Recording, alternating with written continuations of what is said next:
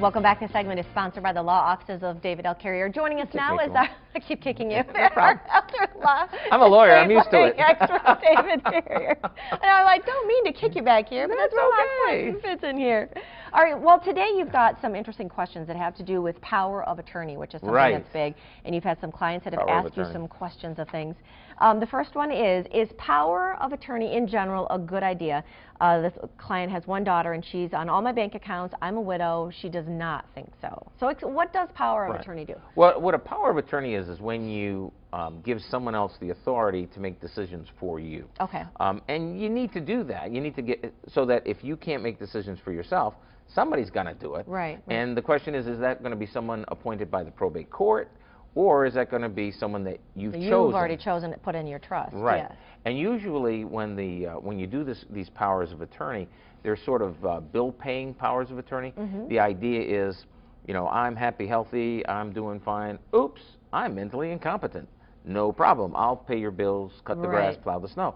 And that's how most powers of attorney are done, so that when we get a hold of them, you know, when we're doing a long-term care plan or someone's in nursing home or something like that, these powers of attorney are typically not very helpful because the goal there was to keep paying the bills till you fall off the cliff. Well, what we're trying to do is get you qualified for whatever benefits are out there so you don't ever fall off the cliff. So when you do a power of attorney, you have to be very, very careful about it. The power, when people say, oh, I have a power of attorney, you don't really know what you're talking about until you read the thing, until you think about, well, why did you do the power of attorney in the first place? Now, in a trust, which is what I have, we have power of attorney. Ours has who would take our kids if something were to happen to us, who could pull the plug. Very important decision, by the way. Right. Yes, there's a whole, it's like, you'd pull the plug too early, you'd pull the plug too early. But you should really look, like, if you're going to go that route, who could be responsible and be the power of attorney? It's a very, very important decision. Who's going to be the one that you give that authority to? Sometimes we call it the God power. You know, because it really is in some cases. Well, that's what I felt life like. or death. Life or death. So you really do need to think very deeply about who that person is.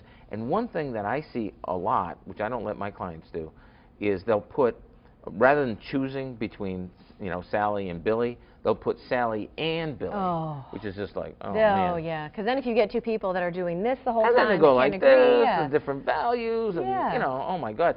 And you think, oh, my kids all get along. Oh, really? They do till that stuff starts, and then it all begins. That's right. Now, does financial and medical power of attorney obligate you to pay any outstanding medical bills for a patient? The short answer is no.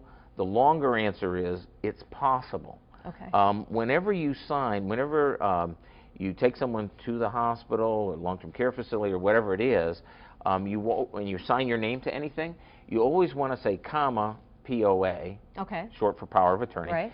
And if you're like me, you're going to write across the top before you sign. You're going to say no personal liability, comma Dave Carrier, comma POA. Okay.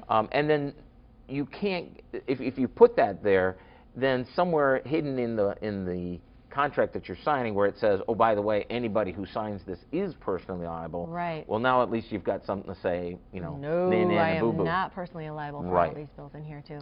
Now the only way that, and most don't do that. Okay, I'm not saying they do, they don't. But the way that you could become personally liable is if you waste assets, and if you exceed the authority that's granted by the power of attorney. Power of attorney is not just a simple document, oh, everyone's got a power of attorney, it's all very simple.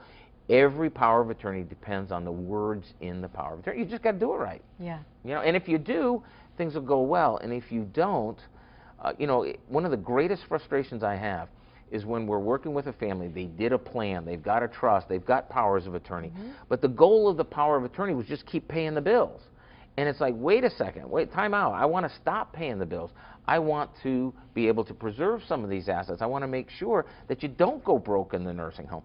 And if you don't have a power of attorney that's very specifically designed to give the person those powers, you don't have that authority. and you're going to wind up broke anyway, which is what you want to prevent, and the whole thing as well. Yeah. All right, very interesting topics. Lots to learn about that. And there are a couple of upcoming life plan workshops scheduled as well. For more information, call 616-361-8400 or go online to davidcarrierlaw.com. We've also put this information on our website, WZZM13.com. Just click on the Take 5